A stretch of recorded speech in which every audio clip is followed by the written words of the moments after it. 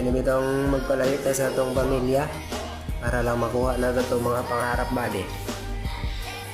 Pangarap na kauban na itong pamilya. Pero ang sao na ito bali. Pag-abot na ito dito sa Manila, gidi malas man tagamo. Gikan ta sa probinsya, walang wala. Nanto Manila, mapilit na to, walang wala kaya po. Pero